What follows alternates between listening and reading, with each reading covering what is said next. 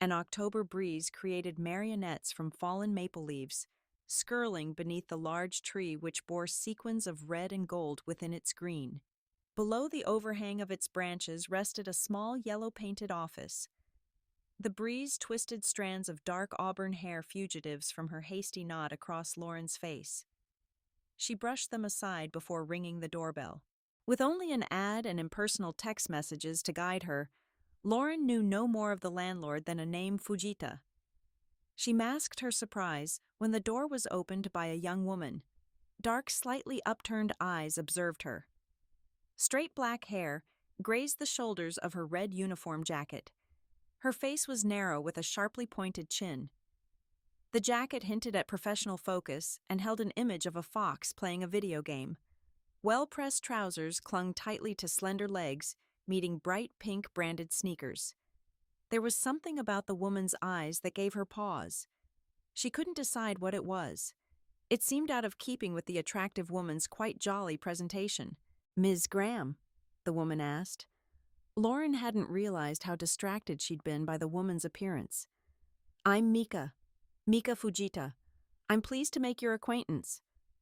Lauren offered her business card, which the woman accepted with a gentle squeeze her palm dry. She gave her a nod. She'd introduced herself first by her given name, so she did the same. "Lauren." Mika's return nod as she released her hand seemed to form a small bow. She stepped aside for Lauren to enter. "I hope I made it clear that I'm not looking for myself," Lauren said as she moved past the woman into a room that was surprisingly large, extending to windows and French doors on the far side of the office.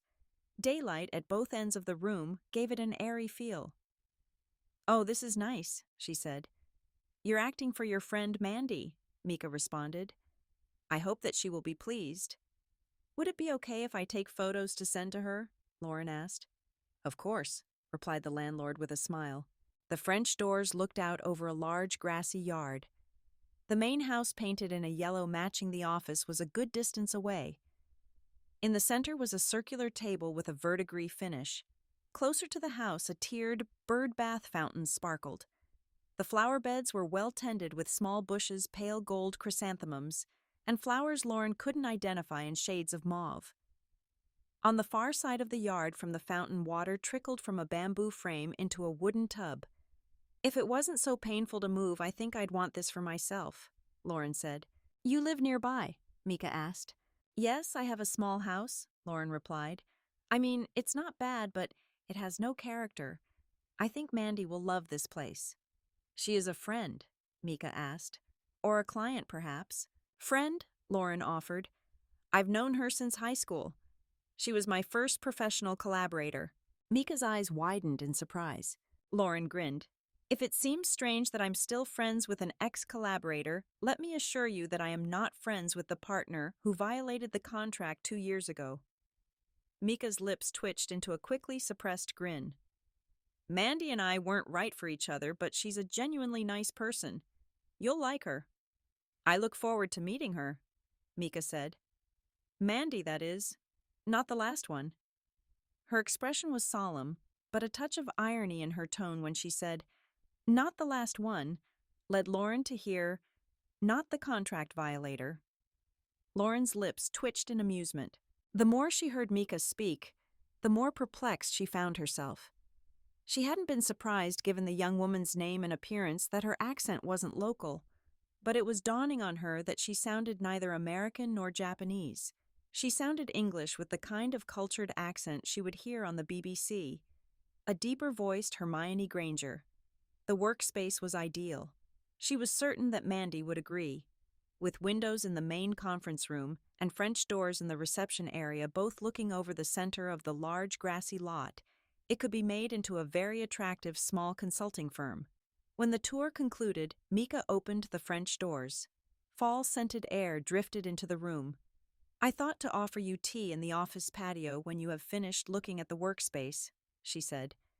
"If you think your friend will be interested, we can discuss the details." She stepped up to the doors, then through them. She looked toward the center table and smiled. "I'd like that," she said. "I'll meet you in the office patio when you're ready," Mika said. She returned to the front door, slipping her feet into professional loafers before she left. Lauren had probably erred by not removing her pumps. She doubted that Mika was especially concerned about a rental unit that she'd have little control over, but it would have been polite. The ground was slightly spongy beneath her feet. A patchy layer of green and golden maple leaves clung damply to the grass. A faint scent of wood smoke suggested that a neighbor had lit a wood-burning fireplace. She was studying one of the flower beds when she noticed Mika crossing the yard with a tray and moved to join her at the table. "The flowers are beautiful," Lauren said. "The whole yard is very pleasant. It's hard to believe how deep within the city we are here. I'm totally jealous of the view that Mandy will have through the French doors." Mika gave a shy nod. "Thank you," she said as she unloaded the tray. She poured clear pale tea into 2 delicate cups, moving one across to Lauren, then presented her with a plate of clearly homemade cookies. As her eyes were on her work, Lauren took the opportunity to study her face again. The woman wore no makeup that Lauren could see. Her narrow face was smooth, though subtle lines around her eyes might imply that she was older than Lauren had thought. Perhaps into her 30s. Her unpainted lips were pale.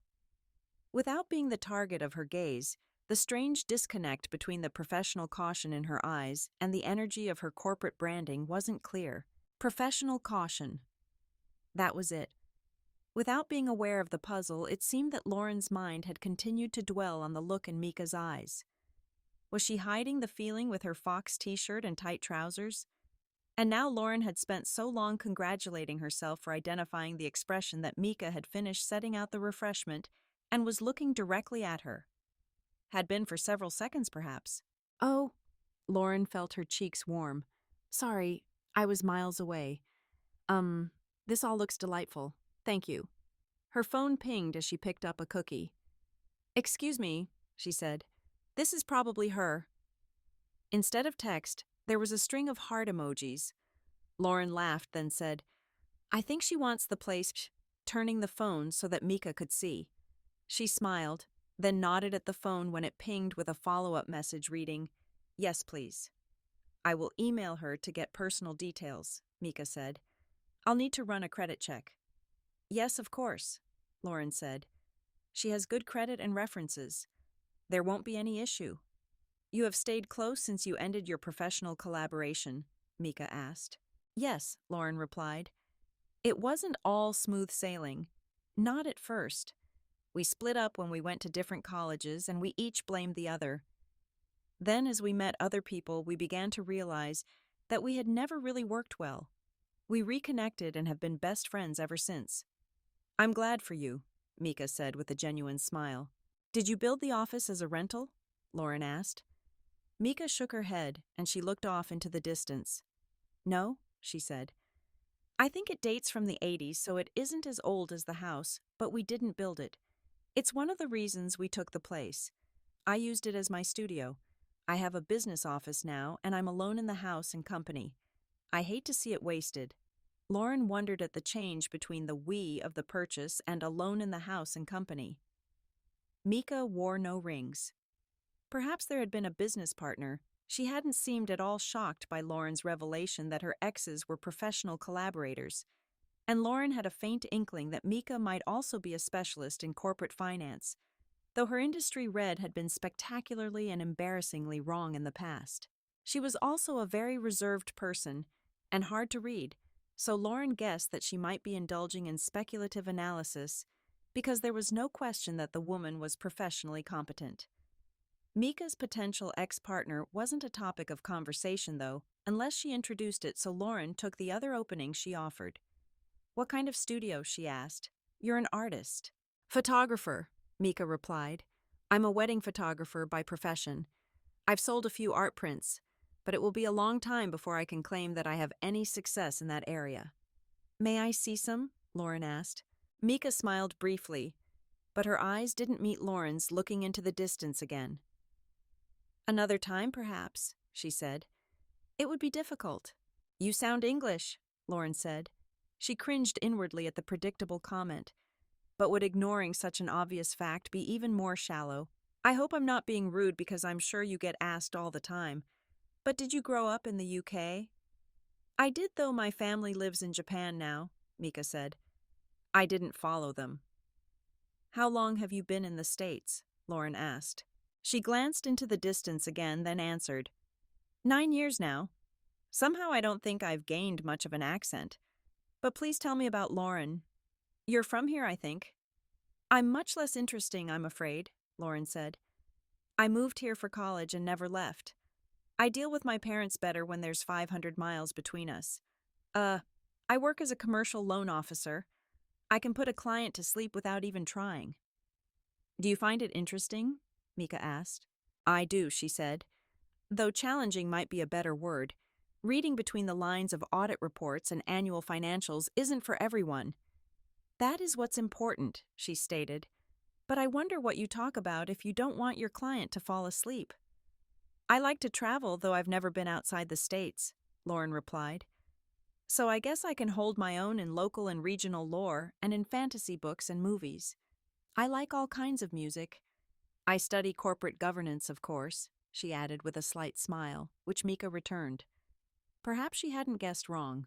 Does all kinds of music extend to classical? Mika asked. Lauren's eyes widened. It does. Are you a classical music lover? That rarely comes up as an option. Mika's smile was genuine. I used to play cello. It's a topic very close to my heart. Lauren had a vision of her in a crisp, starched shirt and a headset, intense focus on her face as she led the quarterly review. Her professional insight may have shown on her face because Mika's eyes caught hers, and though she quickly looked away, her cheeks seemed to have picked up a little color. Lauren was becoming sure that her suspicion was correct, and just possibly her professional interest wasn't entirely one-sided. Or maybe that was yet more speculative analysis. They sat at the table until the late afternoon breeze began to turn cool, and the tea was completely finished. The cookies were long gone. Mika seemed as reluctant to end the conversation as Lauren. Still, she couldn't monopolize the woman's time. Lauren thanked her for her hospitality, and Mika let her know that she'd be emailing Mandy shortly. Lauren stood to leave, but she couldn't just walk away. She spoke before she realized that she would. Could I see you again? Lauren blinked in surprise at her own words. Maybe we could discuss the contract tomorrow, just in case I need to contact Mandy or have any questions from her. Maybe, she finished lamely. Mika held her eyes for a daring second. She must suspect the excuse for the obvious professional pretense that it had been, and there might be amusement in her expression. There was something else, though, something not entirely comfortable with the idea. But as she looked away, she nodded. She could easily have turned Lauren down with no embarrassment. She'd even given her a good justification since Mika clearly didn't need her to act as a go-between when she could contact Mandy directly. So she could only have agreed because she wanted to. Yes, all right, she said. Text me. Fujita. The voice was impersonal, businesslike, but Lauren recognized it. Hello, Amika. This is Lauren. Graham. We met yesterday. Damn, she sounded like an idiot. The voice warmed immediately. Hello, Lauren, it said. Hi, Lauren replied. Listen, could I propose a quick meeting somewhere? I want to ask how everything's going and see if there's anything more I can do to help. Everything's fine, Lauren, Mika reassured her. I don't think there is. Her tone implied that she was going to add more, so Lauren waited, and after a beat she said, But if you want to meet all right, where and when? Lauren suggested a coffee shop near Mika's place at 1:30. As soon as they'd hung up, Lauren felt nervous. She'd only been on 2 client pitches since her breakup, and both were awkward affairs. Not that this was a pitch. Maybe just possibly it might lead to a key partnership if she hadn't completely misread Mika. There was a deep red corporate logo pin that she felt complemented her auburn hair and hazel eyes. She'd promised herself that she'd wear it on a major pitch day one day, which meant that she'd barely touched it, but she'd wear it today. On her last pitch, her hair had brushed the nape of her neck. Now it lay in waves down to her shoulder blades. She slipped a long cardigan over a white scoop neck tee with faded jeans and cowboy boots. Arriving at the coffee shop before Mika, Lauren texted her to ask what she wanted, then placed the order a medium Americano with a latte for herself. Mika arrived just as she found a table. She'd added a touch of color to her lips, a muted red making them look less narrow. She wore a red silk professional blouse with a black above-the-knee skirt and dark hose under a lightweight jacket. The coffee shop was cool. Perhaps not as cool as sitting outside the previous day, but a little chilly for being indoors. Lauren was glad for her cardigan. "Thanks for coming." "Mika," Lauren said. "It's good to see you." "And you, Lauren," Mika replied. Her eyes barely met Lauren's, but she seemed attentive. "I wonder why you asked me to meet you. Is there a problem with Mandy, perhaps?" "Not at all," Lauren said. "Except that I'm jealous of her, as I said. Maybe more than I realized." Mika frowned at her. "What does that mean?" "Mandy's a good friend," Lauren said. "I don't begrudge her anything. But she's going to have you as her landlord. She'll be your neighbor. She'll have opportunities to talk to you." This time, Mika's narrowed eyes met Lauren's. "What are you saying?" "I'm saying I'd like to discuss a partnership with you," Lauren said. "I'd like to propose a joint venture. Dinner, maybe. Do you think you might be interested?" "Sometime, maybe."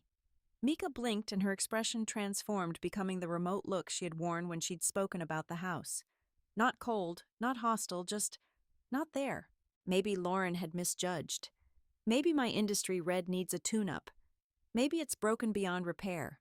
She opened her mouth to apologize, then realized that if she didn't know what she was apologizing for, she'd probably make the situation even more awkward. She closed her mouth again and waited for at least a hint. The distance lasted a few seconds longer than Mika's eyes seemed to show some confusion. She said, or tried to say. She cleared her throat and started again. "I'm sorry. I'm a bit shocked. This isn't at all what I was expecting." "Good," Lauren said in a weak attempt at humor. "I hate to be predictable." After a moment, she added, "I hate to be embarrassed too, and I think I just embarrassed both of us. Maybe we could pretend I didn't say anything." Mika shook her head once sharply. "No," she said. She was back in the present. Maybe more so than Lauren had yet seen, since her eyes were on hers, completely alert. "You've said nothing embarrassing. I'm a single specialist in corporate finance, and you're the same, I think." "Yes, I am," Lauren agreed. "And you want to go out on a joint venture pitch with me?" Mika asked. "Yes, I do," she said. Mika smiled. Nervously maybe, but it was genuine. "Well then," she said, "what is your opening proposal?" Lauren picked Mika up from her house the following day for their initial planning session. There was a barbecue stand with outdoor seating that she'd heard good things about, which neither she nor Mika had visited. Had the weather been unfavorable, she'd have taken barbecue to go and invited the woman to spend the afternoon at her house reviewing a business case, which would have been fine, but she was pleased that their first time going out wasn't a time staying in. They ordered at the counter and took the food to a wooden table. Sitting outside was comfortable, at least in a sweater. Mika had her jacket zipped up and the breeze kept flicking her straight hair into her face. Lauren had tucked her hair into a chignon, though even with it tightly constrained, a few copper strands kept dancing in her vision. Mika seemed friendly if reserved. There was no awkwardness in their conversation, even though she seemed to be sounding out Lauren, just as Lauren was trying to get a read on her. Lauren felt she was telling Mika more than the reverse, but that was okay. The woman seemed interested in what she said. She asked Lauren to tell her about the collaborator who had violated the contract. "If you like," Lauren said with a sigh. "I guess I should get it out of the way because it's the closest I've had to a serious corporate entanglement. We were together for over a year. We thought we were okay until we tried co-managing the project. She was, well, something of a casual manager." She glanced at Mika to see her reaction to that.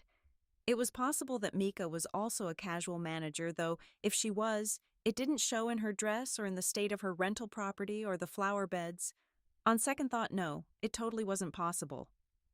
"I may not exactly be a process-driven analyst, but I have my limits. We fought about many things, but that was the one that was always in my face." "She was living in your home?" Mika asked. "It was our house, at least at first," Lauren replied. "She moved out mid-lease. I was okay with that." It's a small rental house, still too big for just me, but it isn't worth the effort of moving. She tried to convince me that we should buy a house together. I said no, and she decided she'd had enough of me treating her like a kid. How old was she? Mika asked. 25, Lauren said. Somewhere around there. She was younger than me, and I was 27 when she left. So that makes you 29, Mika concluded. I am, Lauren said. How old are you? She winced at the starkness of her question. She seemed to lack a filter with this woman, which was not like her at all. She wouldn't be successful in her job if she insulted clients. I'll be 32 in January, she said. Is that close enough for you to be considering a follow-up meeting? Mika asked, her eyebrows raised. Lauren felt a wave of relief wash over her. She'd sprung the idea of a joint venture pitch on Mika and had still not been certain that she'd agreed freely. For her to bring the topic up must mean she was willing to continue. It is. I was hoping I hadn't offended you by asking in the first place. Mika shook her head. I wasn't offended. You seem quite direct. Mostly. I can respect that. And this is an unconventional place for a planning session, she said, gesturing at the open-air setting. Perhaps you'll allow me to be conventional and invite you to Natsu Restaurant. It's been too long since I've taken someone there to finalize a deal. Of course, Lauren said. I'd like that. She wasn't expecting Mika to invite her in when she drove her home, so she wasn't disappointed. Much. Mika did agree to a spontaneous invitation for a walk in the park the following day, though. The next day dawned with a chill. The cold front that had been threatening to arrive for a few days moved in before noon, and the temperature dropped further. Mika met Lauren in the park anyway. Both women wore heavy coats. Mika had a hood while Lauren wore a headscarf. They were still too cold, especially when a light drizzle joined the heavy, chilly breeze. Lauren had thought to bring gloves, but Mika kept her hands in her pockets for warmth. Lauren wasn't willing to call an end to the walk, though. Her partnership with Mika still felt very tentative, and she felt that cutting the time short would risk not getting to know her better at a critical time. When Mika made the decision, her heart initially sank. I'm too cold, she said. Even by my standards, it's too cold to be outside. Would you like to come back to the office? She asked. I can warm us up with tea. Perhaps we can review a business case. Oh, yeah, sure, Lauren agreed, glad that the afternoon wasn't over. They walked back to their cars. I think you know how to find it, Mika stated with a half smile. I do, Lauren agreed. Within a few minutes, Lauren was at the front door. Mika had only arrived seconds ahead of her, and she let her in before she'd had the chance to ring the doorbell.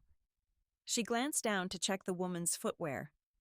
As she'd expected, she was wearing house slippers.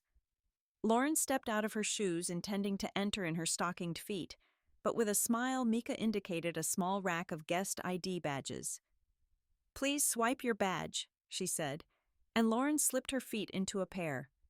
Mika stopped suddenly after taking a step into her living room. Lauren almost collided with her.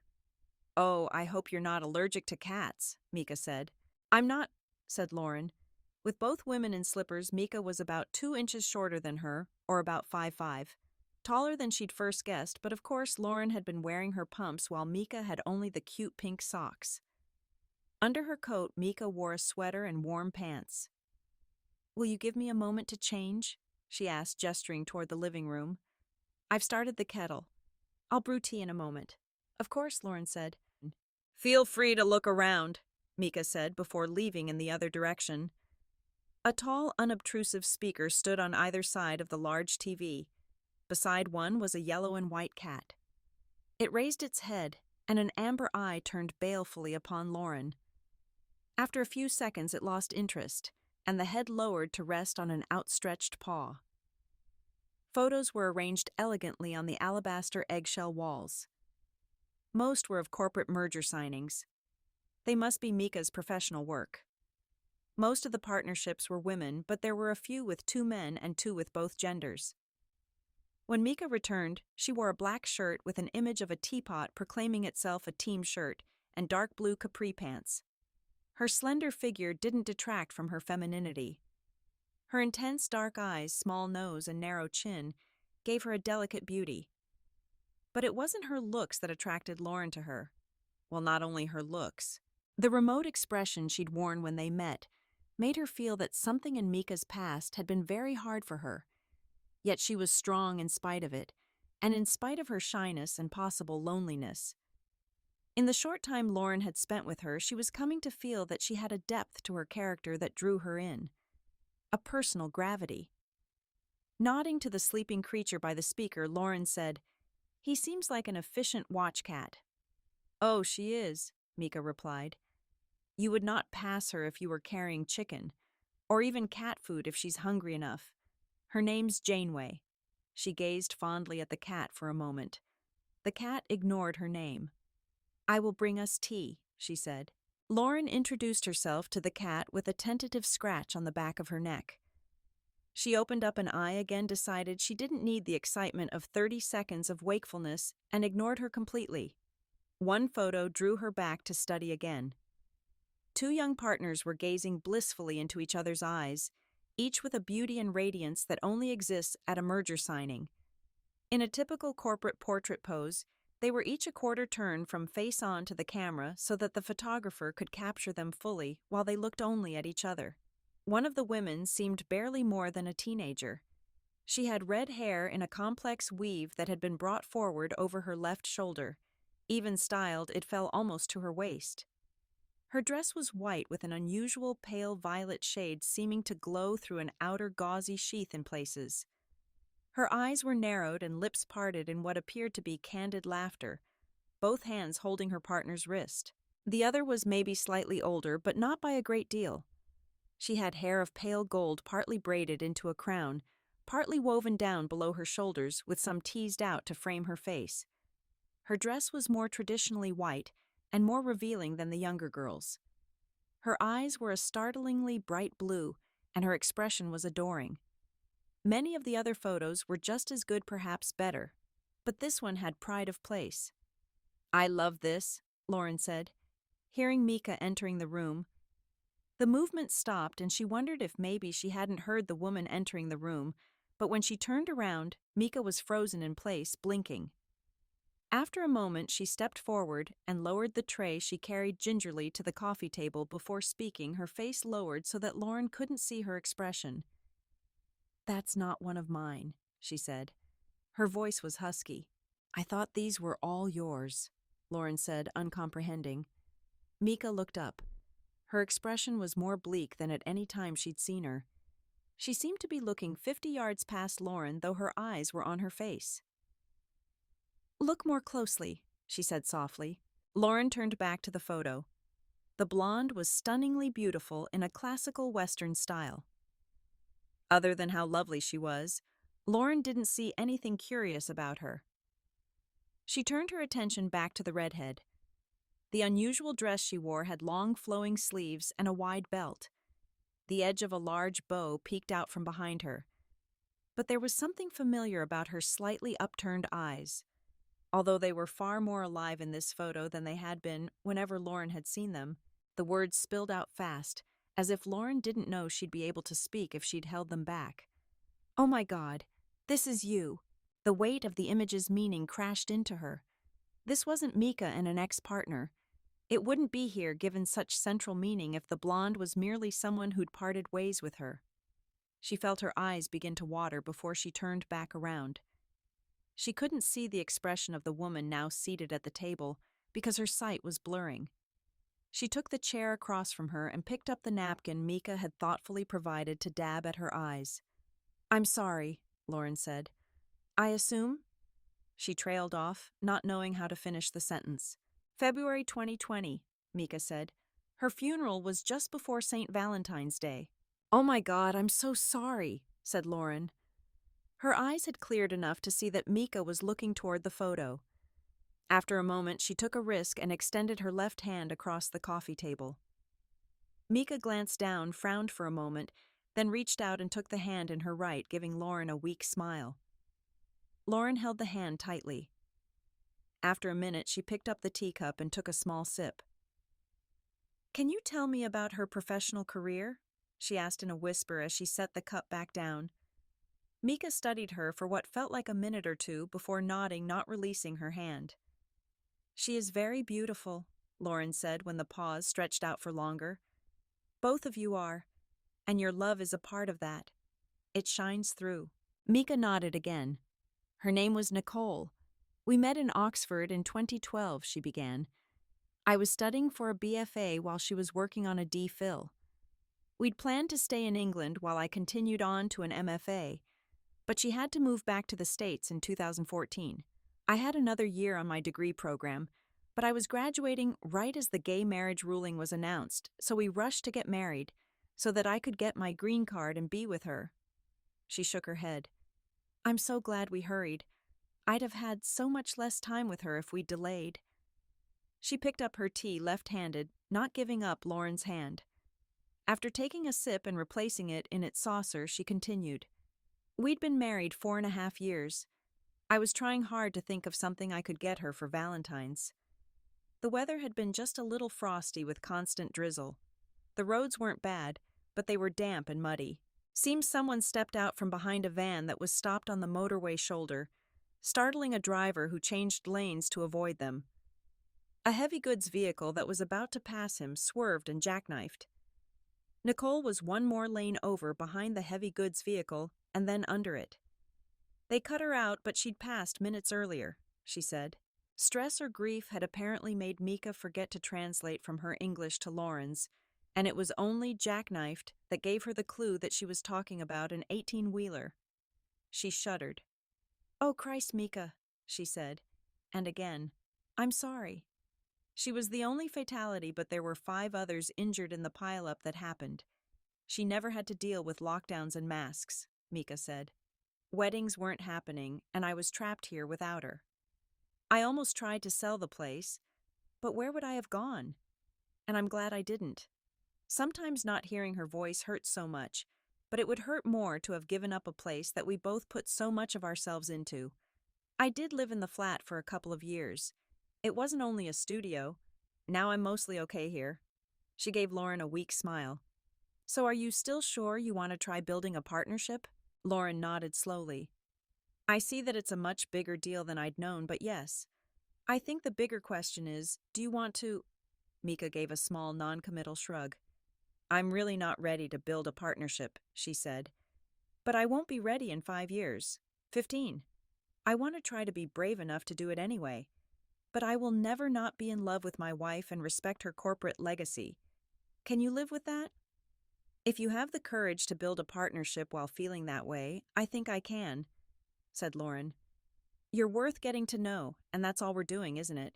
If I'm ever disrespectful toward Nicole's legacy, you have my permission to slap me silly." That caused Mika to give her a quick grin.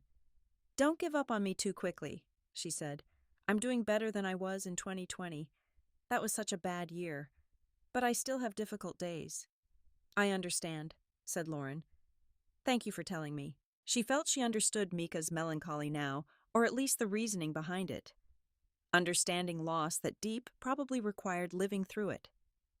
Was she really ready to try to get close to someone with such complex feelings and such a traumatic past? Someone who was clearly deeply in love with another, sitting across from her seeing not only the pain but the love Mika was capable of. She felt she saw an inner beauty that dwarfed yet complemented the outer beauty that had initially attracted her. She really did want to try to be closer to her. A movement caught her eye. The yellow and white cat was on the move. Her tail was high in the air as she crossed to where Mika sat, rubbed herself against the woman's legs one time, then sauntered out in a different direction. She looked up to see Mika watching her watch the cat. "She was Nicole's," Mika said. "She got her after she returned to the States before I could come here for the wedding." She gave a brief smile. "She gave her the name, though I think it's a good one." 10 years ago, then?" Lauren asked. The dark-haired woman nodded. "Janeway missed her too after—" She broke off, but she didn't need to say the words again. "She would stalk around the house crying, but during the night she would curl up on me and purr. Before that, she hadn't really considered me worth noticing." "Seems like you were there for each other," Lauren said. "Maybe I could be here for you too. We've only just started building a partnership, but I hope you'll let me know if there's anything I can do to support you." Mika nodded again. I feel like I've dumped a lot on you. I hadn't intended to do that. I won't fault you if you don't want to meet again. Please eat your cookies, though, she added with a small smile. She released Lauren's hand, having held it for so long that it felt strange to Lauren to have control of her fingers again. I'll pour more tea. Lauren left after the next round of tea. She felt she'd imposed enough on Mika at a time she'd accidentally made stressful. She promised to call or text her within the next few days. Lauren. Do you want to try the park again? Weather forecast is improving. Mika. Indeed. We can return here to listen to music if it's too chilly. Lauren. Why not? Or we could get pizza. Do you eat pizza? Mika. Does anyone not eat pizza? The day was cool but dry with little wind. The footpaths were a mass of leaves which crunched or squelched underfoot. They walked a full circuit of the park, this time narrowly avoiding being bowled over by a child on a skateboard who was using a slope on the public path as a ramp. Lauren wasn't sure if it was a boy or girl under the heavy coat. Halfway around the path, Lauren slipped her agenda into Mika's briefcase. She wasn't sure what the reaction would be, but Mika wrapped her fingers around it, gripping lightly but positively. You said you were studying fine arts in Oxford, Lauren said. I Googled what that means. It sounds impressive and incredibly competitive. Did you specialize in photography? Mika shook her head. We worked in several media. I had a notion of becoming a sculptor. Photography paid the bills when I moved to the States. Oh, that's cool. Do you still sculpt? Not since... said Lauren. I'm sorry I'm being insensitive, aren't I? No, it's not that, Mika replied. Even if it was, I don't want to shut down. Listen, she glanced at Lauren, then looked at the ground in front of her. Lauren waited for her to continue. If you're really interested, I'll show you my last piece. You'll understand why it's hard to talk about, but it can't be a conversation ender. I'd like to see it, Lauren said. Is there any other art you've pursued? Or just photography? This time Mika smiled. Shall we eat pizza on the way to my house or call for delivery? I'd like to show you around. They arrived at Mika's large yellow house after sharing a deep dish pizza. I meant to ask if you wanted me to get some coffee, Mika said. I only have tea here. The tea has been good, said Lauren. I can drink coffee at home. Then I'll put the kettle on, the slender woman announced. Would you like me to take your coat? She returned a moment later, having taken off her coat and sweater. Lauren saw her t-shirt, and though she tried to suppress her laughter, it burst free. Oh God, she said. Mika's face seemed a little flushed. Do you like it? I've had it for donkey's years. It was a gift. Nicole thought it was hilarious. I thought you might too. The front of the tee had images of several birds, generally chickadee-shaped, but in an array of colors. At the top of the shirt in block letters were the words, Small British Market Shares. I don't think I can make any comment without sounding crass, said Lauren, adding, but impressive branding. Be honest. You almost said nice market shares, didn't you? I did not, Lauren replied. I didn't even think it. I promise. I'm not as offended by language as you Yanks can be, Mika said, and I'm quite aware that I'm underwhelming in the market share department. That's why the shirt is so funny. And they are quite British. Now it was Lauren's turn to blush. I don't think anything about you is underwhelming, Mika. I think you're very professionally competent head to toe. And will you please show me around the house before I say something I will regret? Of course, her companion said. I wasn't fishing for compliments, she added, smiling. But for the record, I think you're very attractive too. Call me shallow, but I wouldn't have agreed to a joint venture pitch if I didn't. Just thought I should get that out there. Lauren didn't object to the turn the conversation had taken, but she felt nervous nonetheless. Guided tour, she suggested. This time Mika's cheeks dimpled when she smiled. Fine, she said. She led Lauren out of the living room. This is my private strategy room. She opened the first door in the hallway. It's where I would come when I felt stressed or facing project failure. I still do. I should mention that you get a special dispensation since you're on the official tour, but I do not allow any electronics in the room. Damn, that sounds like a great idea, said Lauren. The room was a moderate size but was very bare. The walls were painted in a soft cream with brown trim. There was a low table lower than a coffee table, surrounded by cushions. The room had French doors, which opened onto the central yard. The evening had turned to dusk, but she could see the rental office. The light of a single street lamp flickered through the maple that overhung it. There was a single watercolor painting in the room. It was a Japanese or Japanese-influenced image of Open Doors shoji. Was that the name? Translucent paper in a wooden frame. A small amount of light seemed to glow through the paper where it wasn't shadowed by the wall. Below the door stretched a tatami floor, and through the doorway a small pagoda was dwarfed by a huge tree, small red maples and traditional water features in the foreground.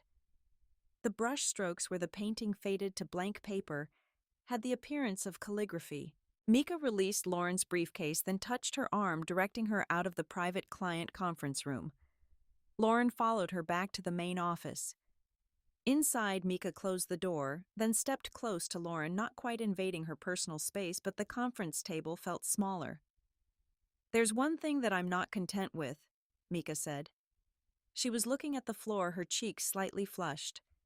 "You have been very accepting and sensitive, even knowing my limited corporate experience. I like consulting with you, and I haven't closed a major partnership in several years. I'd like to rectify that situation." Lauren felt a thrill of excitement. "I did say I want to collaborate, didn't I?" She leaned toward the woman who turned her attention up. Their proposals met, briefly separated, then met again. Mika's pitch was soft against hers. She eased the terms almost to the point of letting them part. She touched the edge of Mika's upper-level terms, holding the contact longer. Repeating the move, she allowed her own terms to part, slightly testing the waters as they touched the edge of Mika's initial offer, refining it gently. She felt the woman step slightly closer, her hands moving to Lauren's briefcase. Mika's terms parted against her lower-level counteroffer, and the excitement of a signed deal in her belly grew. Drawing back, she looked into Mika's eyes. They were darker, a sense of anticipation in her expression. Sliding her own hands around the woman's waist, she drew her close as she met her parted terms, feeling the urgency of the upcoming IPO against her project timeline. Mika pressed her argument more firmly to hers, and she sensed a slight grunt of agreement sneak out of the woman's throat. The sound became a catalyst, the negotiation deepening almost without her volition. Lauren's terms parted further the other woman's strategy, moving as they both changed positions, arguments, caressing arguments. Mika's logic crept around her, then her key insight lightly brushed Lauren's. Instantly her focus became heavy. The warmth of professional achievement grew within her, and she sought out Mika's key insight with her own developing it. Mika stated her commitment again. Her hands left Lauren, then reappeared at the back of her work chair, one drifting down to her shoulder blades as the other kept Lauren's attention focused. This time Lauren stated her urgency with the intensity of her craving. She laughed. She couldn't help it, drawing back as quickly as Mika, clearly startled, did. The woman blinked a few times. "Sorry," Lauren wheezed. "I suddenly thought about having small British market shares pressed against me." Mika grinned in amusement, then reached to collect the digital tablet. "To be fair, you did," she said, "and they weren't complaining." She turned Lauren toward the sofa. "Of course they weren't," Lauren retorted. "They're just projected quarterly earnings on cotton." "Right," Mika said. Lauren sat on the sofa.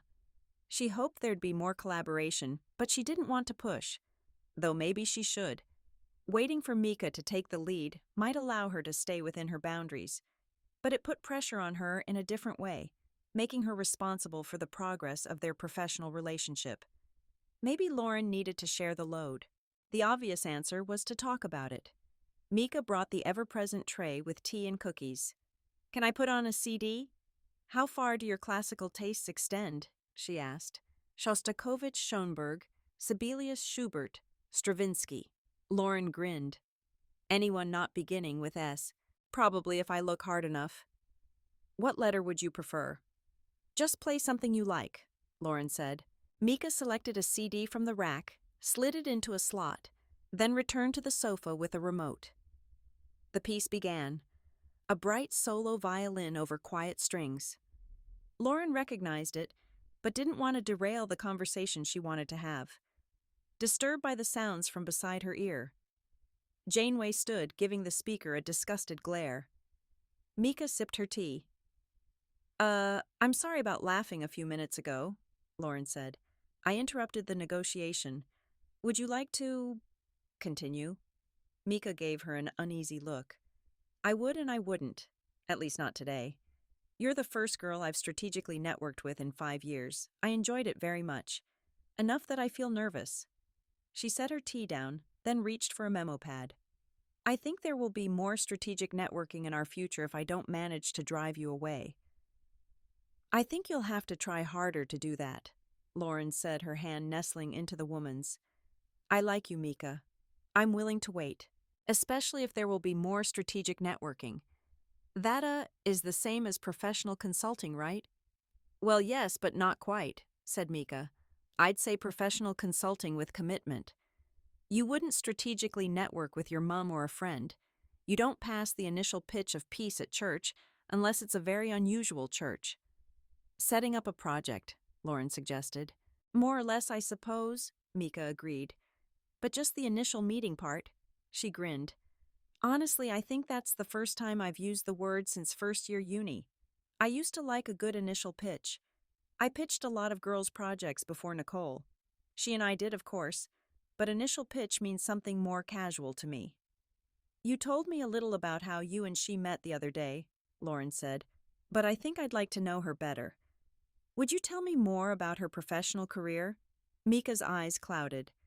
Her hand seemed to go tense in Lauren's. It was several seconds before she nodded slowly. "I think I would," she said. She released Lauren's hand to pick up her tea. Lauren felt regret when she continued to hold the tea instead of her hand. She took a sip of her own tea. It was good. The lighting in the living room was low. Lauren caught a glint of blue in Mika's eyes, realizing after a moment that it was the reflection of the glow of the sound system.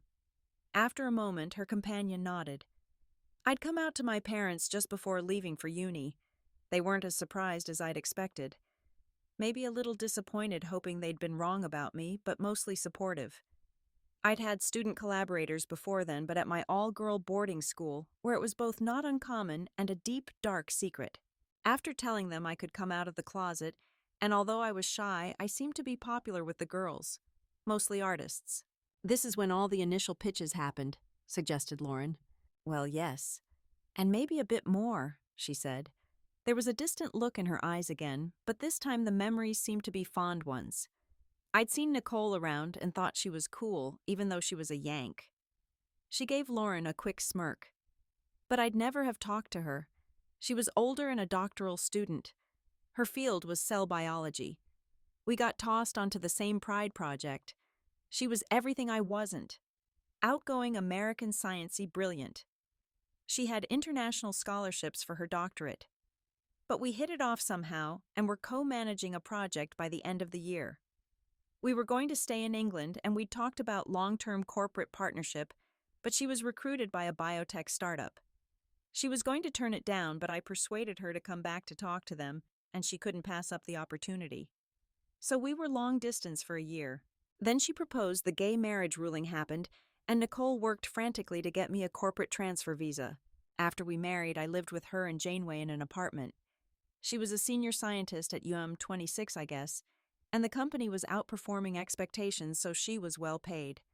I told her I didn't want to be a kept woman, she said with a brief grin, so I took a job with a professional graphic designer and found I loved it. In 2018, we bought this place and I started my own business. In 2019, the company went public. Nicole's shares were vested and it looked like we were set for life. She sighed. But that turned out to be only half a year. I've told you about that, though. My parents had visited for the wedding and they returned for the funeral. They were very supportive, but they live half a world away. Nicole's parents became my rock, but even they are a good distance away. They live on the coast. We arranged to bury her near them because traveling is much easier for me than it would be for them. "Do you visit often?" Lauren asked softly. "St. Valentine's Day without fail," Mika replied promptly. "And whenever her parents invite me for anything, so maybe 3 to 4 times a year." She was silent for a long time. Lauren wasn't sure if she should say something else about her situation.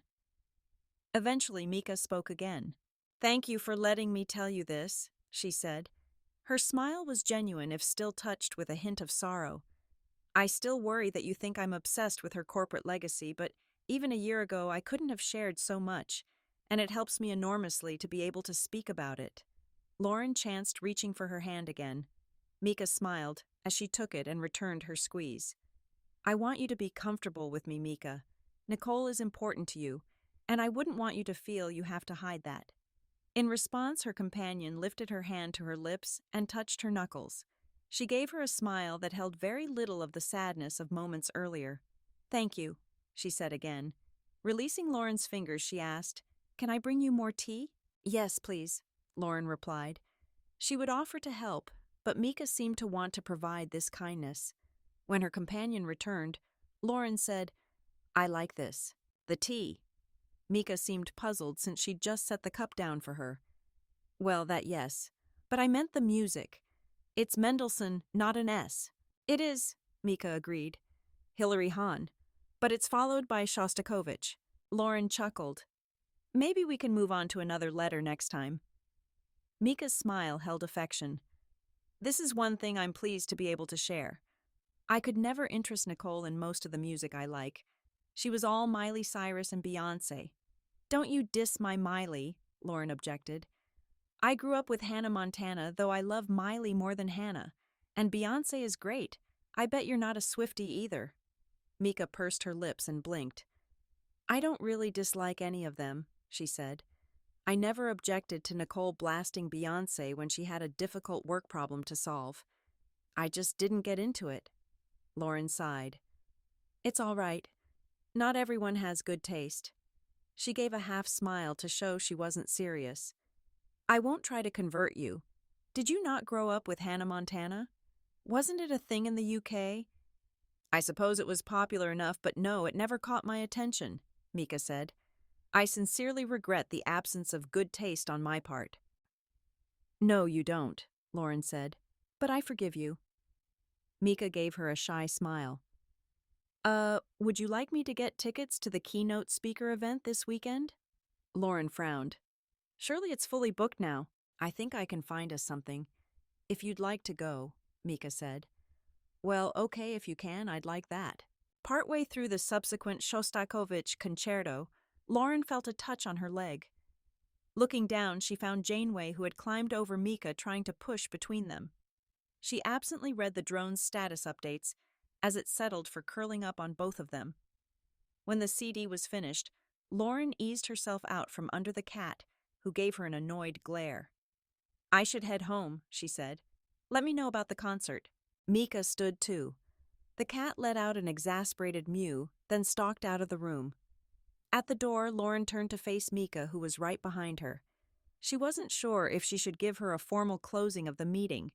After the negotiation session in the hallway, she'd have expected so, but would it be insensitive to formally close the meeting after she'd shared so much personal story around her late wife? "Thank you for today," she said instead. She was about to turn away when the woman leaned forward and pressed her proposal to hers. Caught off guard, she reached for Mika to steady herself, and suddenly their discussion was intense, the shorter woman's arms wrapping around her back as she gripped her briefcase tightly. Mika's key insight met hers, and it took all of Lauren's will not to agree at the sudden conviction. When they separated, she was pleased to see that Mika looked as shaken as she felt. Her cheeks were flushed, and her breathing accelerated. Her expression seemed slightly shocked. Lauren leaned in again, touching her documents chastely to the other woman's, diffusing the unexpected burst of passion. "I'll see you this weekend," she said, then turned to leave as Mika just nodded mutely. As a bank officer, Lauren was familiar with networking events and social obligations. She had a good range of cocktail wear to choose from for her keynote speaker event. She selected a sharp charcoal gray power suit with a jacket tailored enough to be noticeable, but not ostentatious. She found the lowest heels she had that would work with the suit and wore a heavy coat against the cold evening. She had offered to drive, so she picked Mika up at her house. She changed into her heels while waiting in line for valet parking, then moved around to the passenger side to meet Mika as she stepped out of the car and took her arm. "I'm looking forward to seeing what you turn into without your coat," Lauren whispered. "Turn into?" Mika asked with a chuckle. "Do you think I will be a junior associate?" "You can't be a junior associate," Lauren said, "because then if I mandate a project, you'll turn into a senior partner. I wouldn't want you to be a senior partner." Mika's eyes widened at the mention of mandating a project. Lauren hadn't been sure if she should make the comment, but she didn't seem to react negatively to it. At the coat check, Lauren saw Mika's uniform for the first time.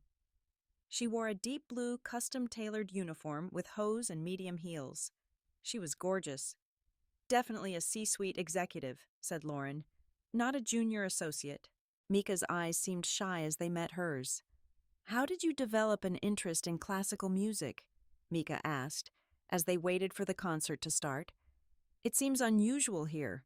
"Same as you, I think," Lauren said. "I learned to play the flute in high school. We only had band and a chamber orchestra, which was mostly strings, but they often called on band members when the selection called for a wind section. I always wished I could play in a real orchestra, so I listened to classical music and imagined it." "That's both sad and inspiring," Mika said. "There was nothing you could join outside school." "Not with having to find transport 20 miles each way a couple of times a month," Lauren said. "And it would have conflicted with band.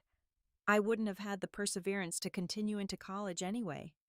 "Yes, I gave up the cello when I went to university," Mika said. "I was doing too much even without it." The orchestra program was all American composers. Nothing that was new to Lauren. She surreptitiously observed Mika, who was clearly enjoying the music. If at times she wore the distant expression of memory, the memories were clearly ones she did not regret. She seemed particularly rapt listening to Gershwin. After the applause for that piece ended, she felt Mika's hand steal into hers. She looked up to meet Mika's eyes. She was smiling, her cheeks glowing. When she'd driven Mika home, Lauren hurried around to the passenger door to help the other woman out. Mika seemed very much the C-suite executive that she'd named her as she walked her to the door. Their formal meeting closure was affectionate but chaste. Lauren was about to step back when Mika spoke. "You said I could take you to Natsu," she said. "Could I reserve a table for Friday's follow-up meeting?" "I'd like that," Lauren replied. "Thank you for today." "Thank you for coming with me," Mika said. "I'll see you on Friday." Natsu was a moderately sized restaurant downtown. They arrived in a taxi, Lauren having left her car at Mika's house. After consulting with Mika, she dressed in a light green satin blouse buttoned to just below her collarbones and a black knee-length skirt. Mika wore a sky blue silk high-necked sleeveless top, patterned with pink roses, and a dark blue open jacket. She also wore a black skirt, though hers was mid-thigh. The hostess, a girl a little younger than Lauren, gave Mika a warm welcome. She clearly knew her and greeted her in soft Japanese Mika, replying in kind before adding in English, "And this is my friend Lauren." At that, the girl gave her a small bow and welcomed her. She seated them at a table for two, picking up a reserved card and leaving a pair of menus. A waitress appeared almost immediately. She also spoke to Mika for a moment, then left. "Everyone knows you here, I guess," said Lauren. Mika nodded. "Will you allow me to order for you? I can ask what they recommend. Is there anything you like or don't like?" Lauren folded her menu closed. "No, you choose. I'd like that."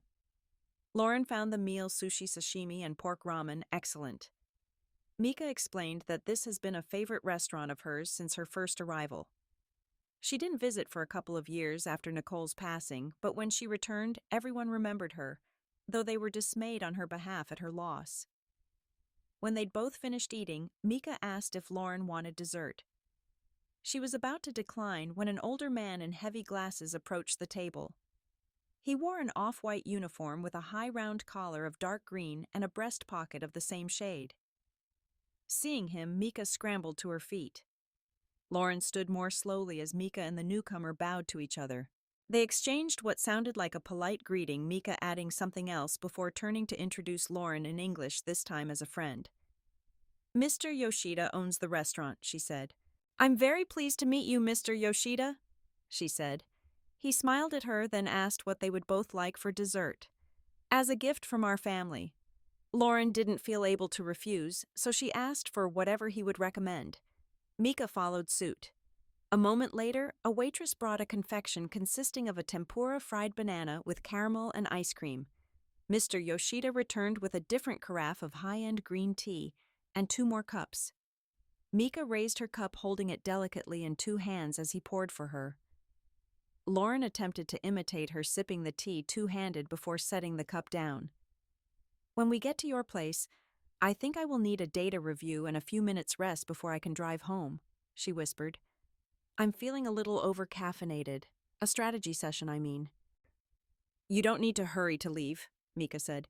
We can listen to a CD or watch TV. Fortunately, the desserts were not the bloated creations that many restaurants served and were easy to finish.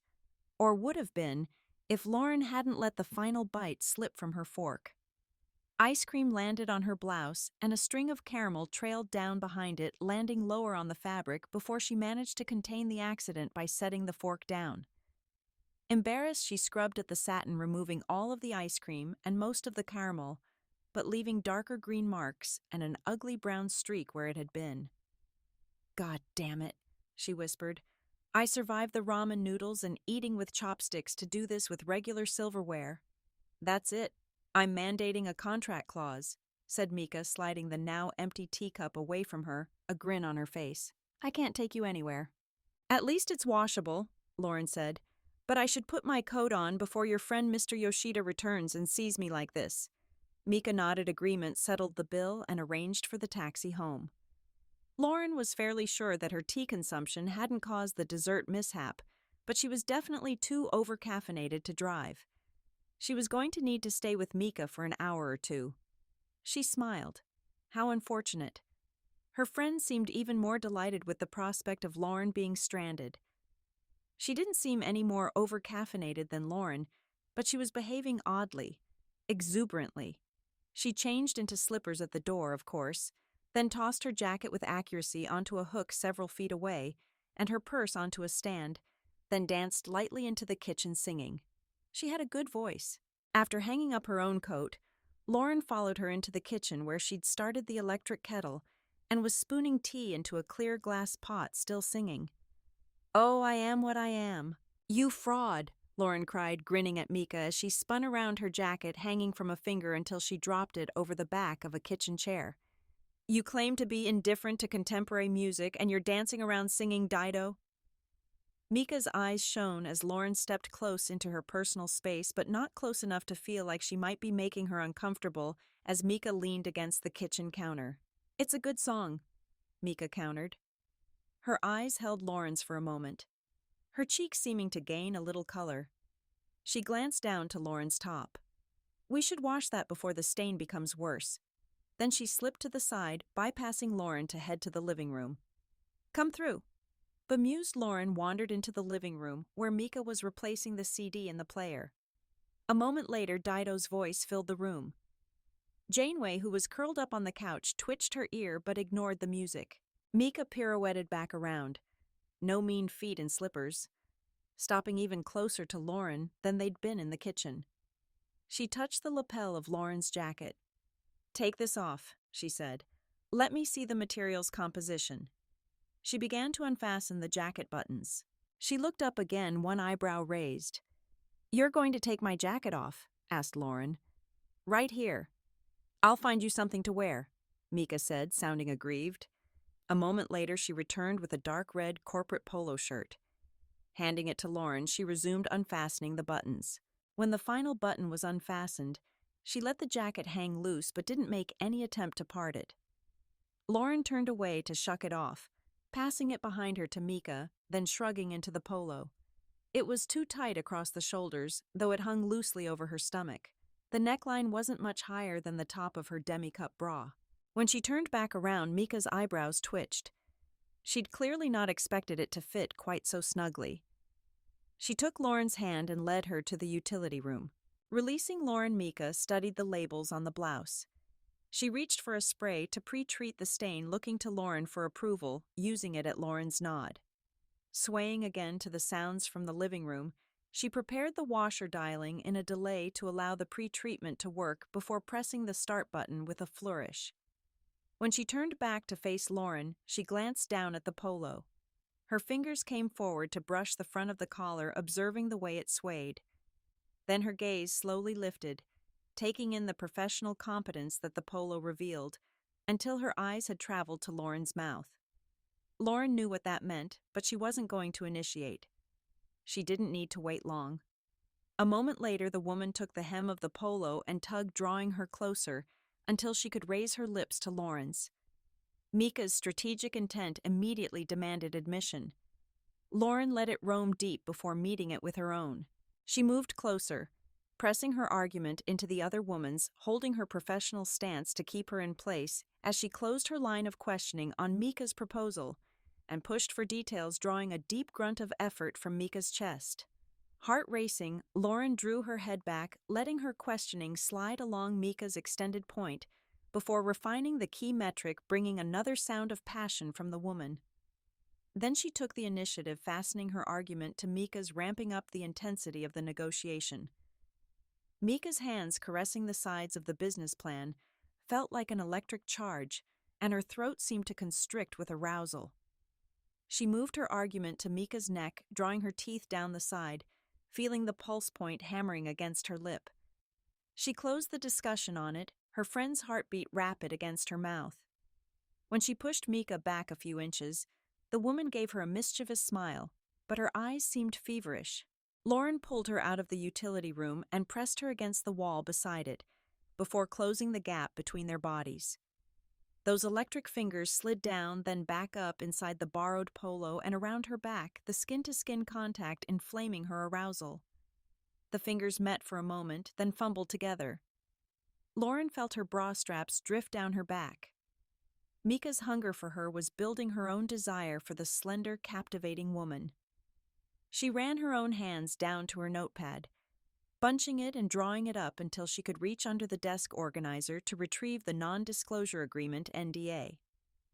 Mika agreed verbally into the discussion as she needed the key points. Lifting Lauren's loosened bra, Mika cupped the top half of her chest within, pinching her hardening nipples as she pressed herself forward into Lauren. Her hips began to rock, her breathing into the discussion heavier by the moment. Lauren moved far enough to press her hip into the apex of Mika's thighs. Her hands continued to squeeze her key points as Mika's hips rolled, dragging her strategy against Lauren. The loud grunt of agreement she made drove Lauren's libido yet higher, but a whisper of rationality broke through Lauren's need. She drew her face back from her companions. "Mika," she groaned, "we need to stop. You don't want to commit to this deadline." The woman's eyes were on fire as they turned to Lauren's. "I do want this project," she growled. "I do. I've wanted this partnership since the day you came to me." "Are you sure?" Lauren asked, not quite ready to yield to her own desire. There was something she wanted more than taking her immediately, and that was to be able to take her again and again, and she didn't want to destroy their relationship when it had barely started. Releasing her top half of her chest, Mika drew her hands out of the borrowed polo, then wrapped them around Lauren's head. Holding her face so that their eyes were bare inches apart, she said, "I am sure, Lauren." She drew her face in widely parted lips, meeting Lauren's. Her whole body shuddered as they kissed. Then she pushed Lauren's face back far enough to speak again.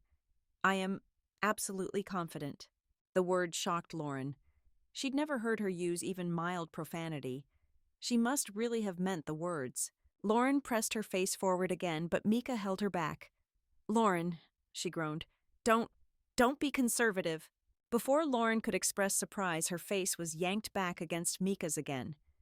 Hands moved back inside the polo, gripping her waist as Mika ground herself against her hip.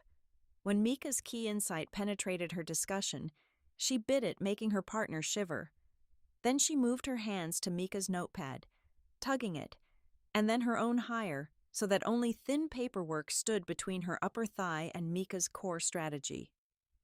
Grabbing her notepad again, she jerked Mika's body against her in powerful strokes. Mika's agreements grew louder. After another minute, she broke the kiss, moving her face to Lauren's ear, panting as she stressed a crucial detail. There was a thunk from the next room. Both women jumped, drawing away from each other. As the noise of running water followed it, they realized the washer had started, and both laughed. Lauren unfastened her partner's delicate top, then lifted it, Mika releasing her waist to lift her arms. The top may have been delicate, but that didn't stop Lauren from tossing it aside while she lifted Mika's bralette. Her partner raised her arms again.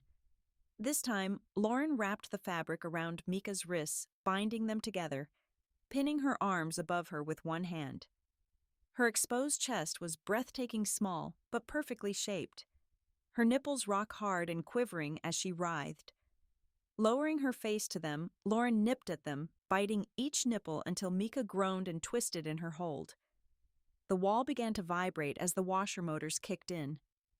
Lauren dipped her free hand under Mika's skirt and into her strategy documents, which were thoroughly reviewed with her arousal.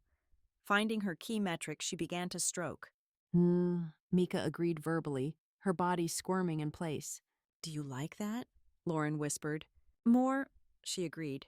"There'll be more," Lauren agreed, then lowered her face to nip at her left chest, her teeth scratching the nipple. Mika rasped. Lauren pressed a second finger into her documents, then moved her hand lower, pushing both fingers inside her, caressing the wall of her corporate success by curling and straightening them. Mika gasped as she curled them forward and began to rock her hand. Mika's eyes were blown and unfocused when Lauren moved her face back to hers and began to kiss her savagely. She seemed surprised at the contact of Lauren's mouth, but she agreed verbally and rubbed her tongue against Lauren's. Still locked in the kiss, Lauren pressed her thigh between Mika's legs, lifting it against the back of her own hand in a strong rhythm. "Ah, ah, ah," cried Mika, breaking the kiss. Lauren lifted her, slightly bearing her weight on the hand, buried in her corporate success, thrusting her body against the hand as her partner's agreements grew in volume. Writhing against both of Lauren's hands, Mika's bound arms twisted and her thighs tensed as Lauren slammed her into the wall. Mika's body began to stiffen. Her agreements became strangled grunts of conviction, then stopped altogether. Her corporate success clenched around Lauren's fingers. Then she shook, gasping for air. Her shoulders quivered as her body convulsed against Lauren's hand, a ferocious pulsing of data confirmation around her fingers confirming what the quaking of her body was telling her. As Mika's gasps turned to tears, Lauren slowly released the pressure of her hand and thigh from her core strategy. The sighs became sobs. Then Lauren realized the sobs were real. Tears were coursing down the lovely narrow face. Contrition smacked against Lauren's pleasure at bringing her partner to a final agreement. "Oh, Christ, Mika," she said, dropping her arms so that she could free herself from the bra. She hugged her. "Oh God, I'm sorry." Mika's head turned from side to side against Lauren's neck. She had dropped the bra behind Lauren to wrap her arms around her back, and Lauren's shoulder was wet with her tears. She hugged Lauren's body tightly to hers, then said no. She continued to weep, but her tears were slowly coming under her control. "You did nothing wrong," Mika finally managed to say. "It was what I wanted. But it's hard to reach this point." She detached herself from Lauren, her head bowed, her arms crossed over her chest. "I'm sorry," she said. Then she began to cry again. "I'm sorry." Not sure what to do. Lauren collected her blue top, shaking it out gently. She held it out to Mika, who took it without looking up or uncrossing her arms, letting it hang from her fingers.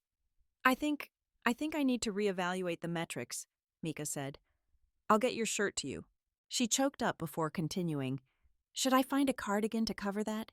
She lifted her eyes just far enough to indicate the polo, then looked back down.